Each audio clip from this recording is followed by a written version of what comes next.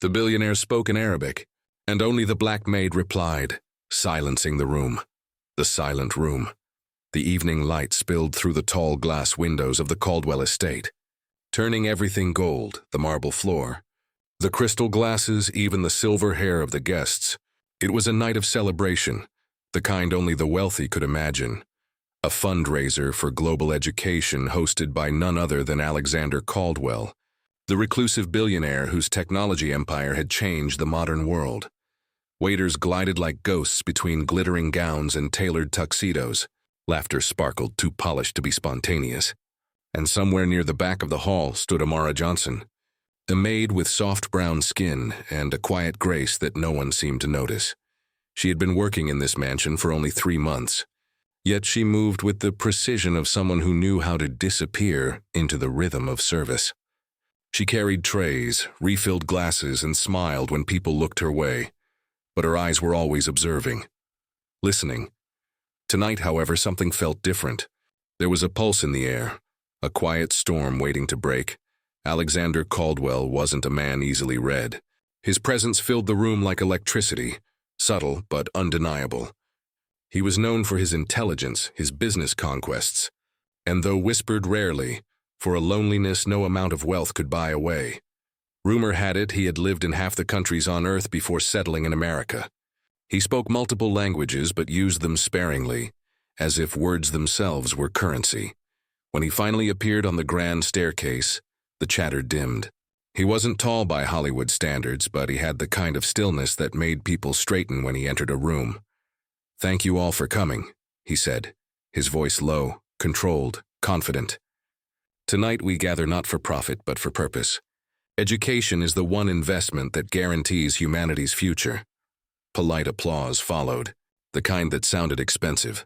But then his gaze shifted, past the donors, the politicians, the journalists, to a corner where Amira stood, balancing a tray of champagne. Their eyes met briefly and something flickered in his expression. Curiosity, maybe recognition or something older. He turned back to the microphone. "I'd like to share a story," he said, his tone softening. "A story that began far from here, in a land where words are prayers." Then unexpectedly he began to speak, in Arabic. The room fell still. The syllables flowed like music, deep and resonant. Those who understood the language sat up straight. Those who didn't could only feel the emotion vibrating beneath the sound. It wasn't a speech. It was a confession. His words painted pictures: a desert sunrise, a boy learning under a broken roof, a teacher who gave him his first book, though she owned none herself. He spoke of loss, of gratitude, of the invisible threads that connect those who give to those who dream. When he stopped, silence filled the ballroom. He looked at his audience, waiting, and no one said a word. Many didn't understand what he'd said. Others feared looking foolish. The silence thickened. Then from the back of the room came a clear, steady voice, Amira's. She spoke in flawless Arabic. Her tone was calm, reverent. "Your teacher would be proud, sir," she said, "because you have done what she asked, used your blessings to lift others." Every head turned toward her. The sound of clinking glasses stopped mid-air. For a heartbeat, Alexander Caldwell said nothing. Then a faint, astonished smile crossed his face. "You understood," he said, also in Arabic. "Every word," she replied. The air in the room shifted. Suddenly the billionaire and the maid were speaking in a language that only a few could follow, but everyone could feel. It wasn't about the words anymore. It was about what they meant: understanding, respect, equality. When they finished, Alexander turned back to the crowd and switched to English. "That," he said quietly, "is the sound of connection. The sound of two worlds recognizing each other." Applause erupted, raw and unplanned this time. Some guests even stood. But while everyone saw a billionaire's poetic moment, no one noticed the tear that Amira quickly brushed away before leaving the hall. Because for her, those words had unlocked a past she had buried, the reason she had learned Arabic at all. Later that night, after the guests were gone and the glitter had dimmed, Alexander found her in the kitchen, washing crystal flutes by hand. "You surprised me," he said. Amira didn't look up. "I'm sorry, sir. I didn't mean to interrupt." "You didn't interrupt," he replied. "You completed it." Finally, she looked at him. Up close, the billionaire didn't look untouchable. Just tired, maybe even lonely. "Where did you learn Arabic?" he asked. She hesitated. "From someone I once loved. Someone who taught me that language isn't just words, it's empathy." "Was he Arab?" "No," she said softly. "He was a refugee from Sudan. I met him while volunteering at a shelter before my mother got sick. He used to teach me phrases and I'd teach him English in return." "What happened to him?" She set the glass down. "He went back to help rebuild his village. I never heard from him again." Alexander's eyes lowered. "I'm sorry." Amira gave a faint smile. "So am I, but tonight, hearing you speak like that, it reminded me why he believed in humanity." He studied her quietly. "You believe that still?" "I try to." That night marked the beginning of something neither of them could name yet, a connection not born of romance, but of shared silence, shared pain, and the stubborn hope that empathy could still exist between the highest and the humblest. For weeks afterward, Alexander found himself looking for her during his meetings, noticing how she treated every worker, chef, driver, janitor, with quiet dignity. And one morning, when he saw her teaching the gardener's daughter how to read during her break, something in him shifted again, because it wasn't charity he saw, it was purpose. Days turned into weeks, and the memory of that night lingered in Alexander Caldwell's mind, like a song he couldn't stop humming. The moment Amira spoke up had cracked something open inside him, something old, fragile and quietly aching for truth for years. He had surrounded himself with brilliant minds, advisors, analysts, consultants, yet not one had ever looked him in the eye with the kind of calm understanding Amira had shown that night. It wasn't admiration. It wasn't fear. It was recognition, and it haunted him. So one morning, while reviewing proposals for his new philanthropic foundation, a project aimed at improving education for underprivileged children, his assistant, Claire, entered his office with a puzzled look. "Sir, about the staff for the gala's follow-up event. You specifically asked for..." "One of the maids?" Alexander didn't look up. "Yes, Amira Johnson. I'd like her to attend the meeting this afternoon." Claire hesitated. "As a guest?" "As a voice," he replied simply. "Something my board has been missing." That afternoon, the conference room gleamed with chrome and glass, a monument to modern power. Executives in suits discussed numbers, projections, and marketable compassion. When Amira walked in, tray in hand, the chatter stumbled to a halt. "Mr. Caldwell," one board member said, trying to mask his discomfort. "I wasn't aware housekeeping would be joining us." "She's not here to serve you," Alexander said quietly. "She's here to help you understand." Confused glances flickered around the table. Amira, realizing the weight of the moment, set the tray aside and straightened her posture. "Miss Johnson," Alexander said, "we've been discussing the future of our education initiative, how to make it more effective. You've worked in schools before, haven't you?" Amira blinked, unsure how he knew that. "Yes, sir. I used to volunteer at a community center before my mother's illness." "Then tell us," he said. "What are we missing?" The room froze. Every executive stared at her. A maid standing where CEOs sat. A woman of color surrounded by men in $1,000 suits. Amira's voice trembled at first, but steadied as she spoke. "You're missing the heart of education," she said. "You're trying to build schools without understanding students. You talk about efficiency, but learning isn't a business model, it's a bridge. The children you're trying to help don't need better tools. They need people who believe they're worth teaching." Silence followed. Alexander leaned forward. "Go on." Amira glanced around the room, meeting their eyes one by one. "I grew up in a neighborhood where we didn't have much. Our teachers brought their own chalk, our books were torn, and sometimes we studied by flashlight when the power went out. But we learned because someone saw us. They believed we could do more than just survive." Her voice grew stronger. "You want to change the world. Don't just build classrooms, build hope. Because without hope, even the best school is just a room with walls." The silence that followed wasn't the cold kind. It was reverent, like the pause after a prayer. Finally, Alexander spoke. "Thank you, Miss Johnson." He turned to his board.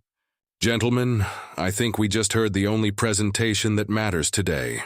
The meeting ended early.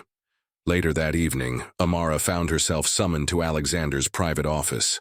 She walked in nervously, unsure whether she'd overstepped. Instead, he was standing by the window, the sunset painting gold across his face. "You were extraordinary today," he said softly. "I just spoke the truth, sir." "Exactly," he said. "Something too few people dare to do." He paused, studying her. "I'd like to offer you a position, not as staff, but as part of the Caldwell Foundation. You'd help us connect with communities, oversee the education programs firsthand." Amara's breath caught. "Me, sir, I'm not qualified for that. Qualifications can be learned," he said. "But empathy, can't." She hesitated, tears welling. "Why me?" He smiled faintly. "Because you remind me of someone, my mother. She cleaned houses too, until she made me promise that if I ever had power, I'd use it to listen to people like her." That night, Amira called her younger brother Isaiah. He was working 2 jobs to pay for college, and when he heard her voice trembling with emotion, he said, "You sound like something incredible just happened." "It did," she whispered. "I think my life just changed." And it had. In the weeks that followed, Amira was no longer just the maid. She became a vital part of the Foundation's growing movement. She sat in meetings, visited communities, and spoke to children whose faces mirrored her own. Everywhere she went, she brought calmness, honesty, and a kind of hope money couldn't buy. Alexander watched quietly, realizing that her presence was transforming more than his. Foundation, it was transforming him, but not everyone saw it that way. Whispers began to circulate through the company halls about the maid who thought she belonged at the end table, about the billionaire favoring her. Claire, his loyal assistant, noticed the growing tension and warned him. "Sir, people are talking. They think she's, well, special to you." "She is special," Alexander said calmly, "just not in the way they assume." Still, the rumors spread. And one evening, when Amira arrived at an event representing the Foundation, she was met with subtle, cruel smiles, the kind that said, "You don't belong here." She held her head high. She'd spent a lifetime fighting to be seen. A few whispers wouldn't break her now. But when she overheard 2 investors mocking her accent behind her back, one mimicking her voice, something inside her cracked. She stepped outside, into the cold night air, her hands trembling. The city lights shimmered below like distant promises. Then she heard a voice behind her. "Don't let them define your worth," Alexander said softly. She turned, blinking back tears. "You heard them?" "I did, and I'm sorry. You shouldn't have to prove your dignity to people who've forgotten their own. Why does it still hurt?" She whispered. "I thought I was stronger than this." He stepped closer. "Because you care.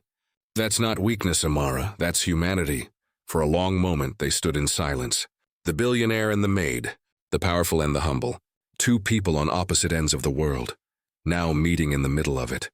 That night, Alexander made a decision. If his foundation was to stand for anything real, it couldn't just exist in glossy brochures and charity galas. It had to live. In the streets, in the classrooms, in the hearts of those it aimed to help, and it had to start with truth. A gray sky hung over Detroit when Alexander's jet touched down. The wind was sharp, carrying the scent of iron in winter. From the window, Amira could see long rows of brick buildings, many shuttered, some painted with murals that shouted hope against the cold. This was one of the first cities to believe in industry, Alexander said, as they rode through the streets. Now it's fighting to believe in itself again. Amira nodded. Then maybe it's the perfect place to start. They were visiting Glenwood Elementary, a school barely holding together, peeling walls, outdated computers, teachers who bought their own paper. The principal, Mrs. Henley, greeted them with the smile of someone who hadn't slept in weeks but refused to stop caring. Inside, laughter echoed from the cafeteria. Children, coats too thin for the season, huddled around tables drawing pictures of rockets and suns. Alexander's polished shoes clicked against the tile. His presence turned heads, but it was Amira who knelt beside the children, her voice warm and curious. "What are you drawing?" she asked a small boy with wild curls and nervous eyes. He looked up, a spaceship. I want to be an astronaut. That's amazing, she said. What's your name? Malik. Malik, she repeated, smiling. Do you know what Malik means? He shook his head. It means king in Arabic. The boy's eyes widened. Really? She nodded. Really? So you have a name made for reaching the stars. From across the room, Alexander watched the exchange. He saw how the boy's posture changed, how a single sentence lifted him taller than any donation ever could. Later, when he met with the teachers, Alexander spoke less than usual. Instead, he asked questions. What do you need? What's missing? What keeps you here? Mrs. Henley answered quietly. We stay because we still believe in these kids. But belief doesn't pay for heat or books. Alexander wrote notes, but his gaze often drifted toward Amira, who was surrounded by children, teaching them simple Arabic words and laughing when they repeated them in playful unison. When they left the school, silence filled the car. Then Alexander said, You changed that boy's day. Amira looked out the window. Maybe he changed mine. He smiled faintly. You make it sound easy. It's not easy, she said. It's just simple. People remember how you make them feel. That night, they attended a community dinner at a small church hall. Folding chairs, cheap coffee, casseroles made with love. Alexander was visibly out of his element.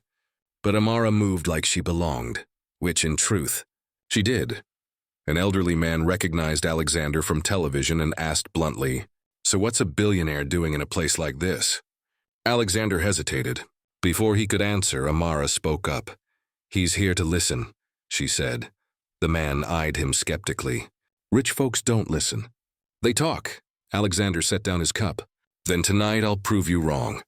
He stood and spoke to the crowd, not in the polished cadence of a CEO, but in the quiet honesty of a man trying to understand. I came here thinking I could fix things, he said, but I'm realizing people don't need rescuing. They need partnership. You've been surviving without me for a long time. Maybe it's time I learned how you do it. The hall grew still. Then one by one people began to clap. Later, as they walked to the car, Amira glanced at him. You meant every word. I did, he said. And I meant it because of you. She blushed, looking away. I didn't do anything special. He stopped. You reminded me what humanity looks like. For a moment, the city's neon reflected in her eyes. There was something unspoken between them, not romance, but recognition deep and undeniable.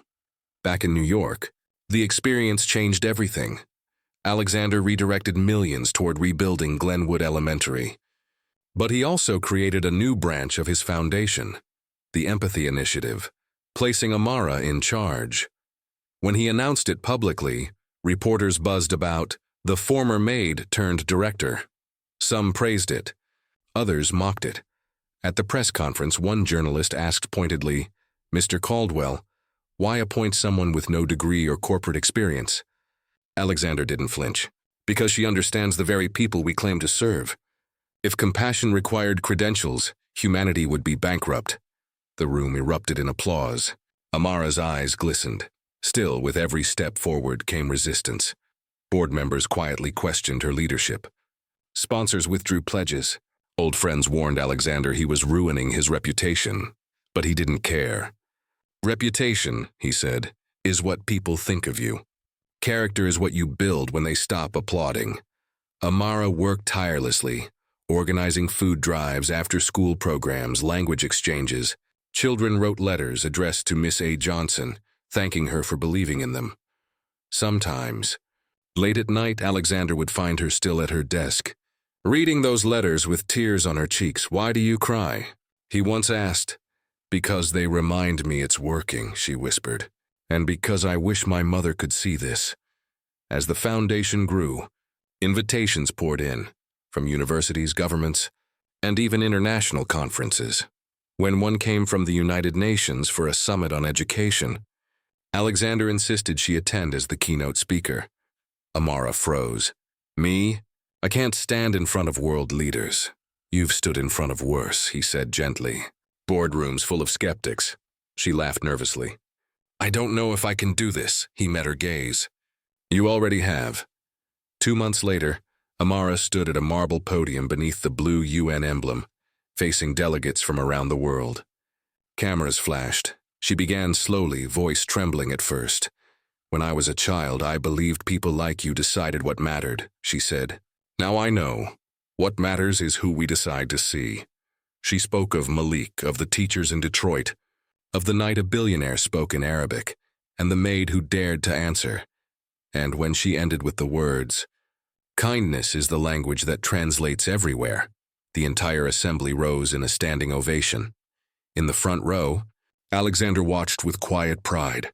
That night, when the applause had faded, and they stood on the terrace overlooking the East River, Amira turned to him. "You changed my life," she said. He shook his head. "No, Amira, you reminded me I had one." The city lights shimmered below, countless and bright, like stars reflected in water. And for the first time in years, Alexander Caldwell smiled without the weight of his past pressing on his shoulders.